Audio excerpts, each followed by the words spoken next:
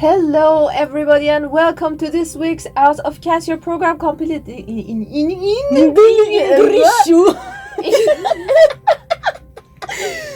Okay, great. In English to improve your knowledge about cinema. What I'm doing here, I don't even know. So, we're your hosts today. I'm Helia the Blue Headband. And Twinkle Nora. So, as we've talked about Studio Ghibli 2 weeks by now, this is the third week. We'll talk, and it's the last show that we're gonna talk about Studio Ghibli, the magical, beautiful.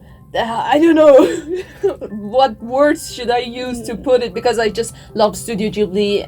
I've got a word for you. Magic. Magic. Yeah, we gotta add it to dictionary maybe. Absolutely. So without any further ado, let's get to a little pause. And before getting into the pause, don't forget to follow us on... You're right. You can follow us on our Facebook page as Roma Tre Radio, on our Twitter account as Roma Tre Radio, and even on Instagram when you... I always love to say this, but where you can see our lovely faces. Oh, yes. We're so pretty. And well, it's a Roma Tre Radio with 3 as a number, and finally you can listen to us on our streaming website, radio.uniromatri.it, and on the TuneIn app as Roma Tre Radio. So yeah, let's go into a really quick pause and we'll get to you very soon.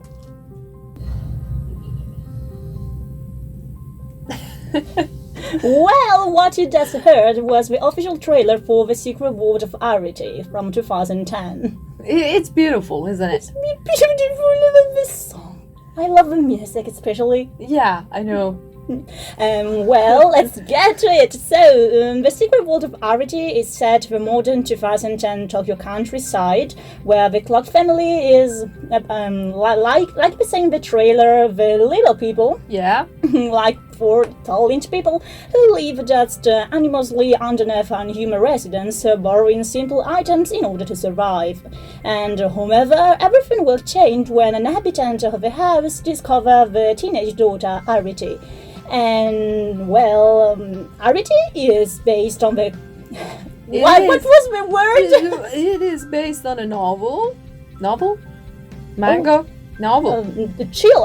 A series of children novels who won a literature prize, which has a terrible name for a children literary prize. No, I meant. No, it's Carnegie Medal. Yeah, we thought it was Carnage. We thought it's pronounced Carnage. Sorry. No, what a bloody surprise! But it is actually pronounced Carnegie. Carnegie Medal. Yeah. So it I lost myself. So it is based on the children's novel called The Borrowers by Mary Norton, and it will surprise you how much long Ghibli waited to make their own adaptation of the story. How much will you guess? 10 years? 20? No. 40 years. Literally 40 years of concept evaluation both by Miyazaki and Isao Takahata, and finally the movie got announced all in 2009 under Hiromashi Unebashi direction and written by Miyazaki and Keiko Niwa, who is the latter is a writer of several of later Ghibli movies, such as From Hub to Poppy Hill, Tales of Earthsea, and When Marnie Was There. Starting her career in the 90s thanks to a forgotten Ghibli movie, Ocean Waves from 1993. Meanwhile, Unebashi was a key animator for House Moving Castle upon being Spirited Away, and he was even a reservoir director during Tales of Earthsea production. So now, Cecil Corbell composed the score and sang also the theme song, but in 5 languages: Japanese, English, German, French, and also Italian. Can you imagine it?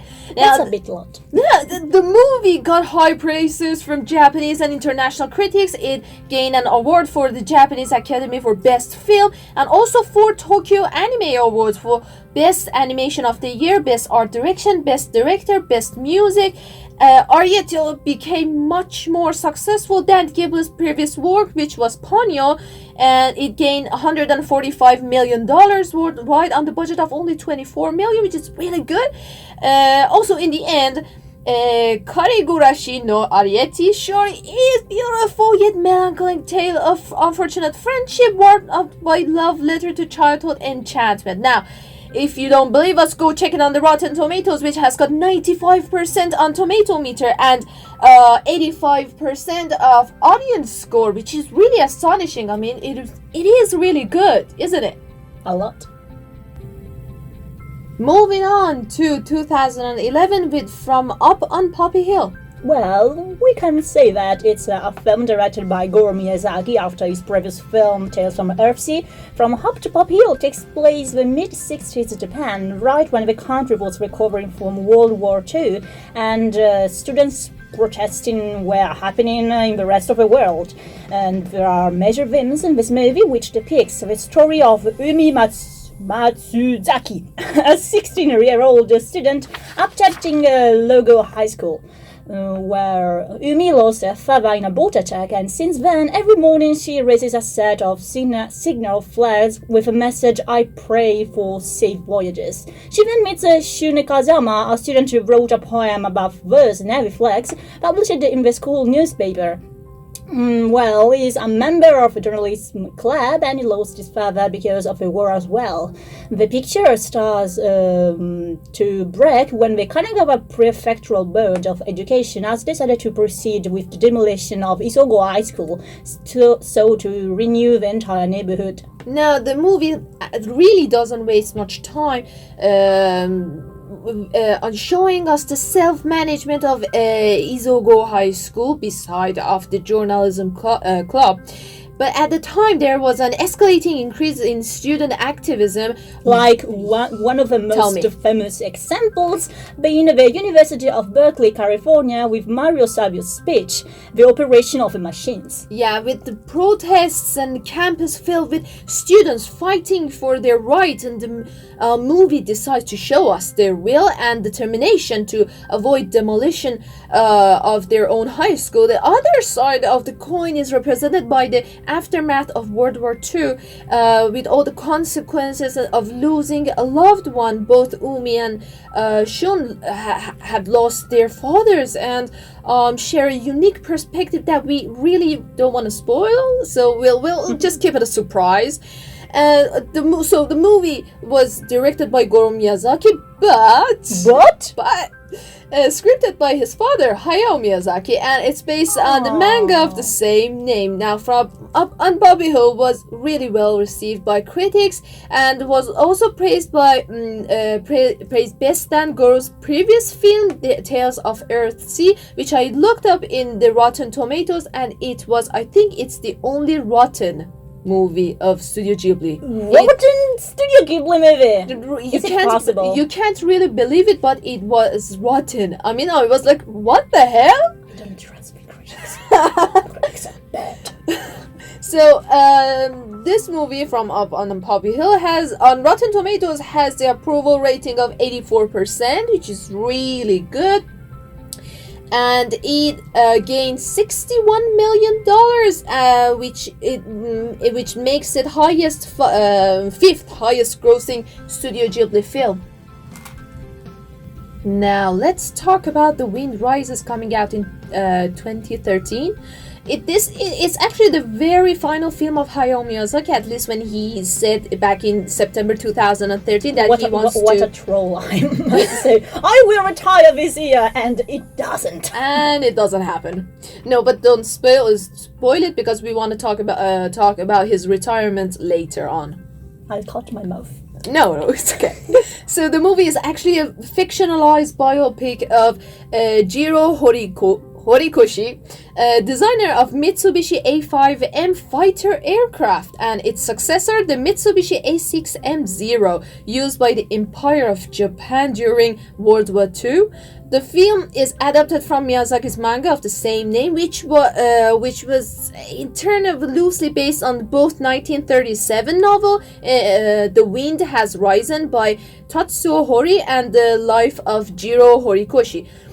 So, since it's a fictionalized biopic, it doesn't really that much contain fantasy sequences, yet the visuals still would blow your mind as usual. I mean, it's Studio Ghibli, so we wouldn't expect less than that. Yeah, and the story is all about a boy dreaming to make the best aircraft. Its purpose, design aircrafts. Although being used in the war, since the story takes place during the Second World War, and of course there's a love story as well. Obviously, if there's not a love story, it can't be a movie. Yeah, that's just serious. The movie is full of gorgeous, dreamy life sequences, and that's hard to forget, but then again, it's Studio Ghibli, and that's what they do all the time. And well, all about the English dubbed version, it has an amazing cast from Joseph Gordon-Levitt as Hiro Rikoshi, our protagonist, and alongside Emily Blunt, John Krasinski. Thank you. Husband and wife, Emily Blunt and John Krasinski. Yeah. Well, the more you know. Well, and there are also William H. Macy, Stanley Tucci, and also Elijah Wood. I hate names. So where's the entire? Okay, so now about the controversy in Japan. The wild races received criticism from both the political right and from the Japanese Society for Tobacco Control, because Miyazaki added to the controversy by publishing an article in which he criticized the proposal by Japan's centre-right Liberal Democratic Party to change the constitution of Japan, which irritated nationalists. Logic. Okay. So in an interview with the Asahi Shimbun, Miyazaki said he has very complex feelings about World War II since, as a pacifist, we all know he's a pacifist, he felt militarist Japan had acted out of foolish arrogance. I'm quoting here. However, Miyazaki also said that the Zero plane represented one of the few things we Japanese could be proud of. Zeros were truly formidable presence, and so were the pilots who flew them. I'm still quoting, okay? So, but in the end, the movie did pretty well at the box office, earning 136.5 million worldwide and got 88% on Rotten Tomatoes, which is really good. But then other interesting fact about this is that it was not just being nominated for Academy Award for Best Animated Feature, but also nominated for Golden Globe Award for Best Foreign Language Film.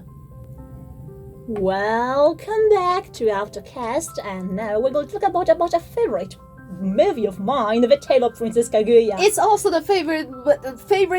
After I watched it, it became my own favorite as well. And for people who are going to watch on Elia's channel on YouTube, look! The DVD! It's beautiful. It's really cheap, but I love it. She has literally brought her DVD here. Listen to the sound of the DVD crushing. I'm jealous right now, to be honest. Oh no, it's only like €5 at the market. But still, it's worth it, because this movie is just breathtaking. So let's not just get ahead of ourselves and talk about the movie so that the audience will know how good is this. Oh, well, we can start talking about that it's directed and written by Isao Takahata, and Riko Sakaguchi would later join Studio Ponok. If you guys don't know what Studio Ponok is this clone studio who make Mary and the Secret of the Witch, the Flower of the Witch.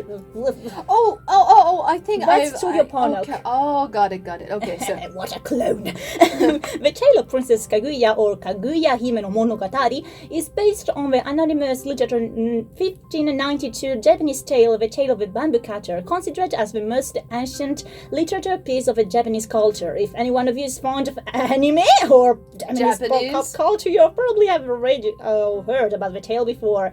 It talks about this old cutter who finds a little girl inside inside a bamboo, and then this girl grows very fast in a couple of months, finding lots of gold and rich clothes in all the bamboos. But however, the man and his wife make the bad decision for their little girl at their own expenses. I mean, it's mostly the father who makes the bad decision. The mother is mostly supporting her daughter. Yeah, that's the movie. That's the tale is much more sad. Oh, okay. Oh, Marnie, oh, yeah, woo! Because So... I'm sorry I talk Italian, that's illegal. No. It's okay. So, yeah. Yeah, I know. Well, I lost myself once again. I want to sleep, guys. I slept 2 hours today. So, well, as a child, Takahata read the tale of a bamboo cutter, recalling that she struggled to sympathize with the protagonist, saying that her transformation was way too much boring. And then in 1960, Takahata was preparing for a potential adaptation for toy animation, which was later abandoned by the studio itself. I wonder why. But anyways, Howard did not stop there. He started to plan a definitive version in 2005 and officially distributed in 2013. Now, Takahata thought that it was essential for a movie to be able to recall reality deep inside the drawing rather than being distracted by the realistic style, you know. I feel the passion in this man.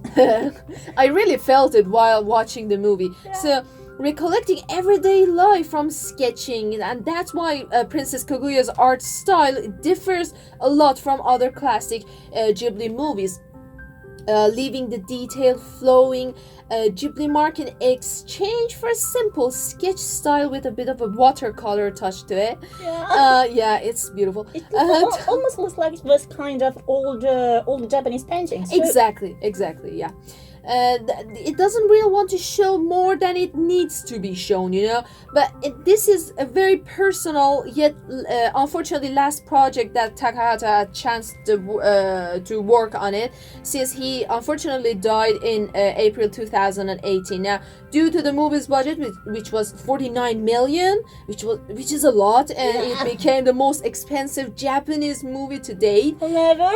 And it became, unfortunately, became a financial failure, and it gained only $27 million up to now. But it didn't stop the critics, and they gave it 100% on Rotten Tomatoes. It was also nominated for an Academy Award. But the audience score is 90%, so it is pretty good. Also, it's a truly, as critics call it, it's a truly modern animated treasure with timeless appeal. That, I mean, did we convince you to watch it? Please be convinced. Please. You want to watch it again? Look at this. Plastica. Product placement of the day. Exactly. Is the DVD. From Lucky Red. What you just heard was When Marnie Was There from 2014. It's beautiful. It's just so full of heart, so emotional, so beautiful. And you gotta tell us more about that. Absolutely. So, when Marnie Was There, it's a brilliant nature animation that tells the story of a young girl named Anna sent from a foster home to a family and friend's house in the countryside because her illness condition, and there she meets this strange blonde girl named Marnie.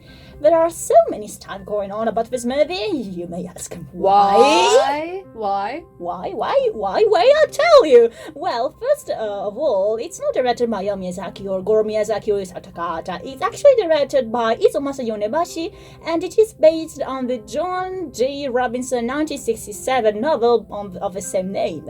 The other thing about this movie is that it makes it different from the other Studio Ghibli movies. It's a story itself, which is not that magical compared to others, showcasing the struggles of an adolescent girl living in a foster home and having illness, as well as hating herself for who she is and having a hard time to connect with other people. And also a plot twist that it is very rare in a Ghibli movie, and all of this are enough to make you want to watch this amazing movie and more than enough for any young people.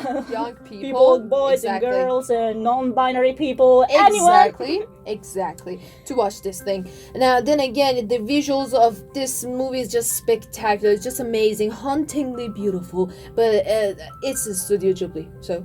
Yeah, I think this is the norm for their studio. Yeah, to be hauntingly beautiful. We should stop saying that. It's a movie. Okay, got it. It's beautiful, of course. So this is actually the final film of Studio Ghibli. Before they announced that they would take a short hiatus. Before the tale. No, this is after the Tale of Princess Kaguya and the retirement of Hayao Miyazaki a year before that this was released. Now, the film featured in the final work of Studio Ghibli animator Makiko Futaki, who died unfortunately in May 2016. It was also the final film that Yonebayashi directed for Ghibli before he decided to quit the studio. It was also nominated for the Academy Award for Best Animated Feature at 88th Academy Oscar. It also worth noting that the English dubbed version has Haley Steinfeld as the voice acting of Anna. Now, the movie's theme song that you just heard a little bit of it in the trailer, Fine on the Outside, is also very emotional, very beautiful, and we highly recommend it to you. In the end, the movie did very well both at the box office and on the critics side as well. It got 36 million on the budget of 10.5 million, and critically it grossed critically it was scored 91% on Rotten Tomatoes. Moving on to 2016 with The Red Turtle. Now, it's mostly an animated drama film, and it's sort of a cheating putting it here. You may ask why? So. Why? Well, because it's written and directed by the Dutch animator Michael Dudok de Wit, I think, and produced by Toshio Suzuki and Isao Takahata. Especially, I saw that his name was put as an artistic producer in the credits, and therefore it is a co-production between Wild Bunch and Studio Ghibli. So it's not a completely Ghibli studio film. And one other huge thing about this movie is that it has no dialogue, like zero dialogue. So fortunately, it is 80 minutes, unless because if it were more, you would be a bit bored. I lost myself. This is the wrong page. Yeah. Where are we? So this is about a shipwrecked man who ends up on an island and deserted and alone, inhabited only by turtles, crabs, birds, but beautiful bamboo forest.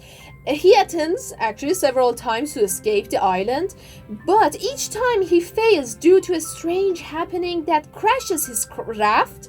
Then he meets a strange red turtle, and the movie shifts into a fantasy, dreamy-like story. And we really try to not spoil it, guys. I can't say more because I may spoil a bit. Yeah. So remember, guys, that Out of Chaos is a spoiler-free program unless we want to spoil you. Oh, and then we will tell you that spoiler alert. Yeah, absolutely. So, but the most astonishing point of this animation is its visuals. The whole movie is pure visionary storytelling. No, on that point of view, it gets 100 easily, but when it comes to pacing and the absolute no dialogue story, well, it could get boring at some times. But don't worry, absolutely. Don't worry, it's not that bad. Actually, we want to tell you that this movie does absolutely worth your time. It's full of symbolism demonstrating ups and downs of life itself and all the hard stuff that you have to go through. Getting along, keep going, fall in love, having kids. I don't want kids. Yeah. We both don't want kids. We were talking about this before. We want to adopt older people. I want a 60 Yeah, You're old man. prior to this, we were talking that we don't want kids. So, I mean, you can exclude some parts from this, of course. But Helia surely would give all her kids Ghibli movies. Yes. So, well, la la la. Having kids, let them grow, and then let them go, and it's in the end, and if you're fortunate enough, die in the arms of your loved one. Oh, yeah, that's adorable. I cry. So let's put it this way: it's a manifestation of life, where there you have it. You have it. The absolutely amazing and hurtful score lifts up the atmosphere, and feelings will rush through you. And it's composed by Laurent Perez Delmarre. French? I don't know. Delmarre.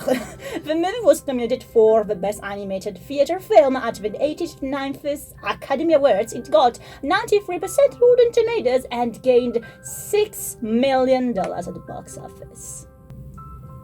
Here we are once more for our last blog. For now, because there's a little bit of a surprise later. Later on, but now we want to talk about the legacy of the Studio Ghibli. Because, well, you know, Helia, the studio is bigger than you think, right? So it's Yuger. Sorry, I absolutely love it. Like it's a hag. No, I'll explain to you guys because there in the script of it was the word Huger, and I thought it meant like a hag. Yeah. It was lovely. Okay. Thank you. We have a Schmajlake and a Huger. Okay. I love it. New words today. So, yeah, fine. Fine. Why not? I'm losing my mind today. I want to sleep. So we absolutely don't mean the size. I mean its legacy and all the feelings and nostalgia that left in all this through all these years. So you might be happy to hear that there's actually a Ghibli museum in Tokyo that was established in 2001. It showcases the works of its studio. The museum combines features of a children's museum, a technology, and a fine arts museum, and it's dedicated to the art and technique of animation. Some features include a replica of a cat bus from my neighborhood, Toho, which is Totoro. Absolutely. And a cafe, bookstore, rooftop garden, and a theater for exclusive short films for Studio Ghibli. And another good news for, Ghibli fans out there, if you ever wondered you want to step in the world of magical Ghibli movies, well, your dream is coming to life. Yes. Goro Miyazaki, Hayao Miyazaki's son, is hardly working on a Studio Ghibli theme park, which is still unnamed, but it is planned to be opened by fall 2022. So there you have it, a museum, another movie by the big man himself, Hayao Miyazaki, because in 2017 he says, no, I'm not retiring, I'm gonna do another movie. He probably do movies until he's died. I hope that doesn't happen. Anyway, the movie is named How Do You Live, that is set to be released in about 2020 or 2021. And most important of all the brilliant movies we got from this absolutely amazing studio, a studio not just known by its brilliant animation, but let's just put it this way, brilliant not to be missed movies that reminded us important matters such as nature, family, love, magic, war, power, and most important of all, simply being a human being. See?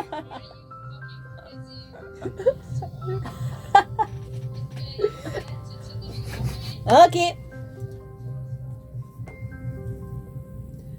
Alright, so after 3 shows on Studio Ghibli, we hope that we've done our job to convince you to watch these the movies of this studio. I mean, Eleonora and I, we did our best to perform a good show for you here, and all the crew behind this microphone, not just us as speakers and writers, but also Said and Giulio as other writers. Julio is the disappeared one. We don't know where he is or if he's even alive. But we all did our best to write on these movies, on this magical studio. We did absolutely everything because all the Ghibli movies are does what they do. I'm speechless. Okay, on this studio, it's my pressure point. I love this studio and I love what it does. So anyways, this has been our last show on Studio Ghibli. But don't go anywhere because we've added a new segment to Out of Cast. But only if you donate to our Patreon account. Which we don't have, unfortunately. Only if you pay us, you can. You $50 have to pay us. For the extra. $50 for the extra, and yes, it is called actually Out of Cast Extra, where I will talk to you about the movies that are about to come out, and I'll be Evelina of the situation. And you can choose which movie is your cup of tea. So let's hang in there. Be right there. Don't go anywhere. We'll be back to you soon. Anyways, I hope that you've made your mind what to check out this weekend in the cinemas, and I hope that you have enjoyed this segment of Out of Cast, which is called Out of Cast Extra. I surely did. So thank you all for tuning in, and let's head to our socials. Well, I love to say the contacts. So you can find us on our Facebook page as Roma Tre Radio, and our Twitter account as Roma Tre Radio, and Instagram too as Roma Tre Radio. Remember, 3 is a number because there's another account. It's dead. Please don't do it. And you can listen to us on a streaming website as radio.umiroma3.it and on the TuneIn app as Roma Tre Radio. 3 as a number, of course. Thank you all again for tuning in. This has been your host, Helia the Bluehead with and Twinkle Nora. Thank you all. Until the next time. Bye.